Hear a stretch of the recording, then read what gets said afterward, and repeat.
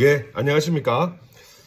오늘 드디어 윤석열 대통령이 석방되었습니다. 예, 어제 구속 취소 결정 이후에 또 실제로 이렇게 석방이 되기까지는 또 많은 우여곡절이 있었지만 그래도 결국 우리 대한민국에는 정의가 살아있기 때문에 결국 검찰도 두 손을 들고 석방 지휘가 이루어졌습니다.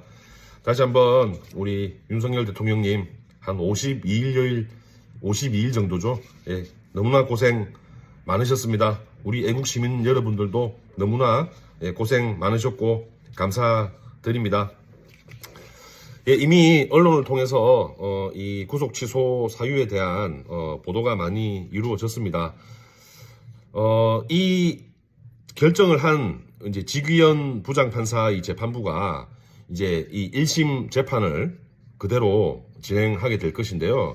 그런 점에서 이 어제의 구속 취소 결정 내용이 상당히 큰 의미가 있다고 봅니다. 우선 어제 재판부는 이 구속 기간이 만료된 상태에서 이 공소가 제기되었다. 즉 사람을 구속할 수 있는 합법적인 기간 내에 공소 제기한 것이 아니다 이렇게 판단을 했고요. 당연합니다.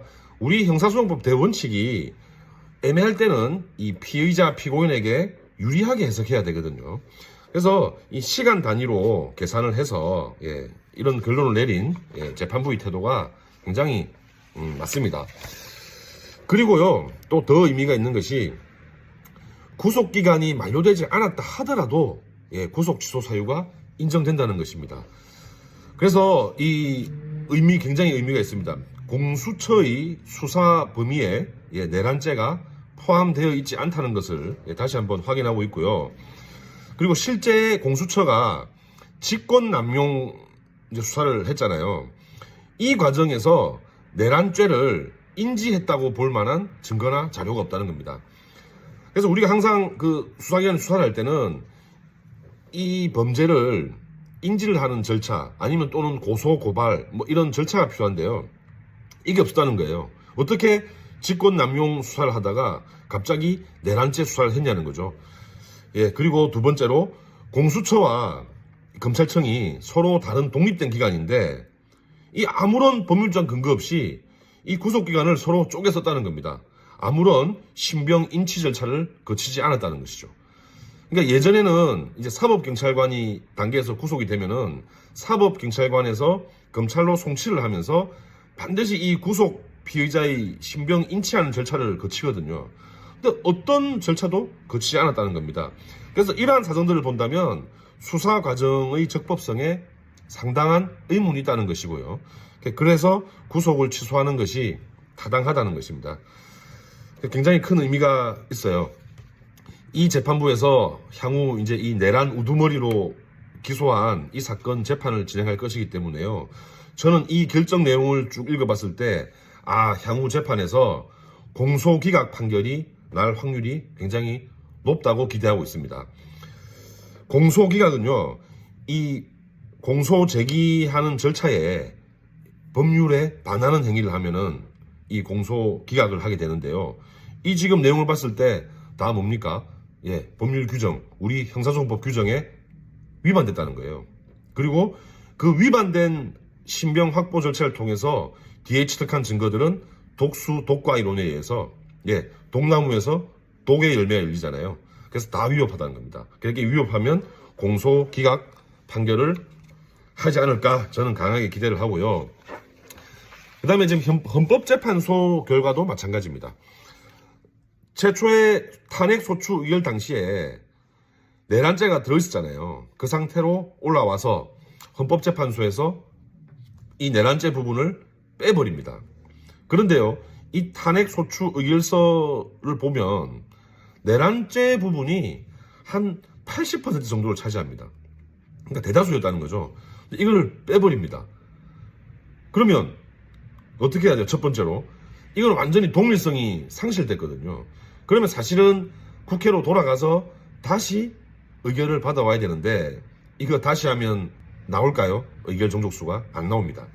그래서 그런 시도도 하지 않은 것이고, 그리고 실질적으로 전혀 다른 거예요. 다르기 때문에 이것을 동일성이 있으니 그대로 심판하겠다. 너무나 큰 무리가 있는 주장입니다. 그래서 이 부분 역시 저는 헌법재판소에서 각하 판결을 내려야 한다고 생각하고 그렇게 하지 않을까 큰 기대를 가지고 있습니다. 제가 어제부터 쭉 다른 분들의 뭐 글이나 말을 듣다 보니까요, 뭐 이런 글도 있었습니다. 살인죄를 저지른 자한테 구속 취소 결정을 내려준다고 해서 뭐 살인죄가 없어지는 것은 아니다. 글쎄요, 근데 이런 사안에 두고 하실 말씀은 아닌 것 같고, 실질적으로 살인죄를 저지른 사람한테요, 구속 취소 결정을 내리는 경우는 본 적이 없습니다. 예. 그래서 이 사건은 애초에 기형적으로 만들어진 공수처가 화근의 시작이었고, 검찰에서 이를 제대로 통제하지 못했고요. 그나마 지금 어제 우리 지기현 부장판사께서 올바른 결정을 내려주신 것입니다. 향후 저는 헌법재판소 결론 역시 각하 판결을 기대하고 대통령께서 하루빨리 직무에 복귀하셔서 지금 해야 할 일이 너무나 많습니다. 지금 미국과의 외교, 각 국가의 외교부터 시작해서요, 우리 지금 경제적 문제 하루빨리 신속히 열심히 일하셔야 되죠. 그래서 대통령님 너무나 고생 많으셨고 오늘부터 또 건강관리 잘 하셔서 직무 복귀에 준비를 하고 계셔야 할 것 같습니다.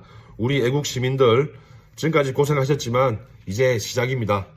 대통령이 직무에 복귀하시고 또 그것이 끝이 아닙니다. 복귀하셔서 제대로 일을 하실 수 있도록 우리 애국 시민들이 계속해서 힘을 보내주어야 합니다. 저도 대통령이 업무에 복귀하시고 자리 잡으실 때까지 이 전쟁터에 있는 장수라 생각하고요, 이 빨간색 옷을 벗지 않겠습니다. 우리 함께 다시 각오를 다지고 대통령의 직무 복귀를 위해서 또 열심히 목소리를 냈으면 좋겠습니다. 다시 한번 우리 애국시민 여러분들께 존경과 감사의 말씀을 드립니다. 여러분의 구독과 좋아요는 큰 힘이 됩니다. 이상 김민호 의원이었습니다.